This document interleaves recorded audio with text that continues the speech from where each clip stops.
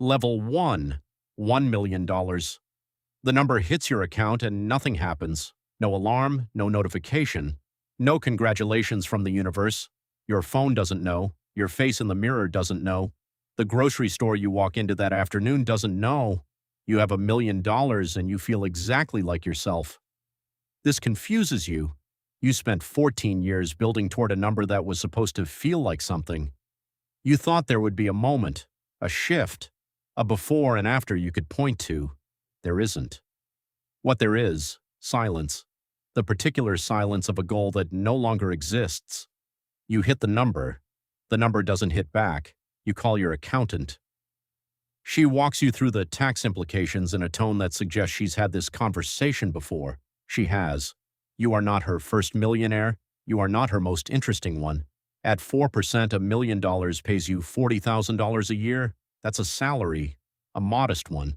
Not enough to stop working, not enough to stop worrying.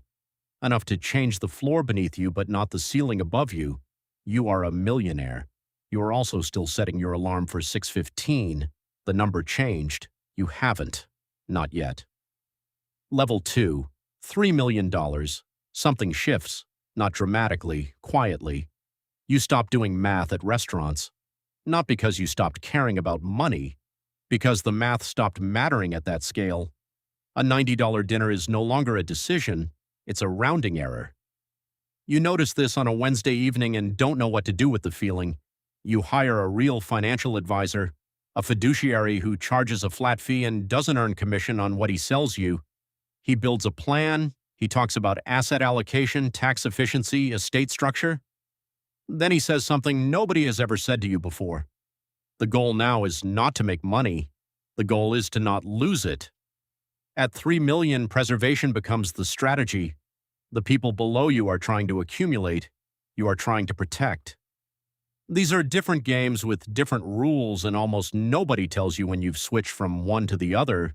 You buy your parents' house out of foreclosure. You don't make a speech about it. You wire the money and tell them it's handled. Your father doesn't know what to say. You tell him not to worry about it. He worries about it anyway. Some debts don't have a dollar figure. Level 3, $10 million. People start treating you differently and you can't prove it.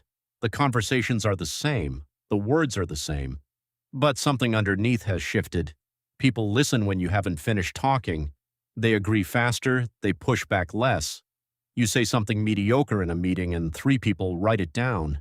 You are not smarter than you were at $1 million. The room just decided you were.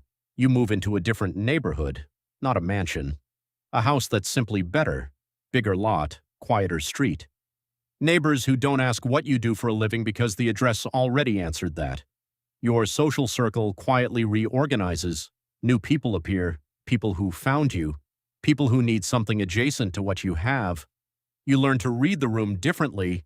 You learn to notice who looks at you and who looks at what's behind you. At 10 million, you are wealthy enough that people want things from you. Not enough yet that they don't try to hide it. That honesty, hidden badly, becomes one of the loneliest parts of this level. Level 4, $25 million. You disappear from certain conversations and no one mentions it. You are no longer in the room where people complain about prices. No longer in the room where people debate whether to fix the car or buy a new one. No longer in the room where people stay in bad situations because leaving costs too much. You crossed an invisible line. Nobody marked it. Nobody told you it existed. At $25 million, money doesn't buy things.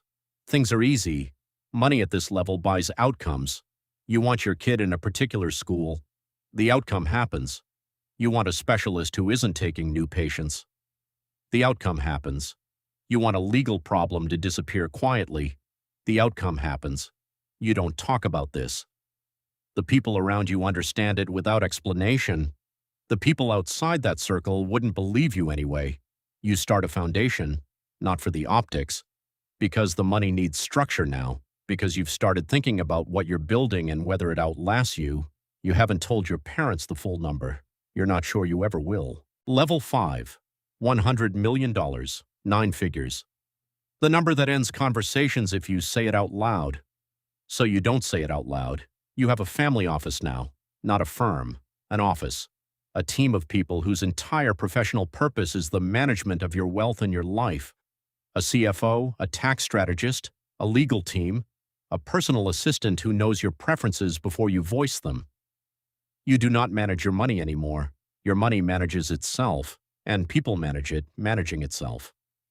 The thing nobody prepared you for. The more structure you build around your life, the further you get from the spontaneous version of yourself. You used to make decisions quickly. Now every decision passes through a layer. The layers exist to protect you. The layers also slow you. You fly private now, not to feel important. Because the math changed. Your time has a value attached to it, and the calculation started making sense 2 balance sheets ago. You walk through your house on a Sunday morning and count the rooms. There are more than you can use. You don't regret them. You also don't feel anything particular about them. The numbers stopped producing feelings a long time ago. Level 6, $250 million. Power arrives without an announcement. You sit in a room with a senator, not at a fundraiser, a private dinner, 7 people. He talks to you the way people used to talk to him. He wants your perspective on infrastructure legislation, your perspective. The man who once set alarms for 6:15 is now being asked how capital should flow by someone who writes law. You give your opinion carefully. You have learned to be careful. At a $250 million, your decisions have scale. An investment you make moves a market. A company you back gets press coverage because of your name alone. Decisions you make at breakfast affect payrolls by afternoon. This is the level where the weight arrives, not the burden of having money, the burden of what money does when it moves through the world. You give $10 million to a hospital and a wing gets named after you. You didn't ask for that. They didn't ask if you wanted it. The gift and the nameplate arrived as one transaction. Your legacy is no longer theoretical. It's appearing on buildings while you're still alive. Level 7, $500 million, $500 million, more than you will spend, more than your children will spend, potentially more than your grandchildren will spend if they are careful and the markets cooperate and no one makes a catastrophic decision. The math has outgrown your life. This is the level where philanthropy stops being optional and starts being structural. Not because you feel guilty, because the money needs somewhere to go, a fund, a foundation, a cause large enough to absorb capital at this scale. You meet a woman who controls similar numbers, quietly, without announcement. You talk for 2 hours. She says something you will think about for months. The hardest thing about this much money is that it removes the stakes from most decisions. And humans need stakes. We need to be able to lose something. When you can absorb any loss, you stop being present in your choices. You drive home and sit in your car in the driveway. You think about the version of you who overdrafted $4 once. You don't remember the year. You remember the feeling. Level 8. $1 billion. The number that makes you a different category of noun. Not a wealthy person, not a high net worth individual, a billionaire. The word exists separately from the others. It carries its own gravity. You don't feel it. You feel like the person who started with nothing and made a series of decisions that compounded over decades into a number too large to spend.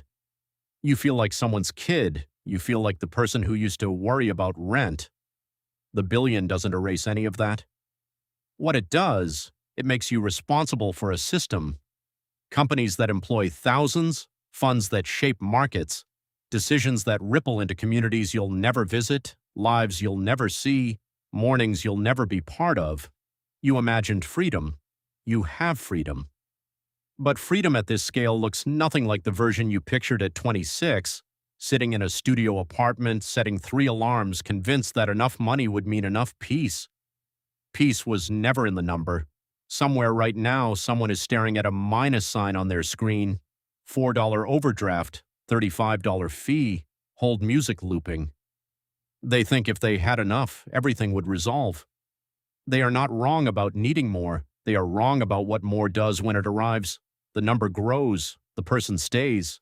That's the part nobody tells you.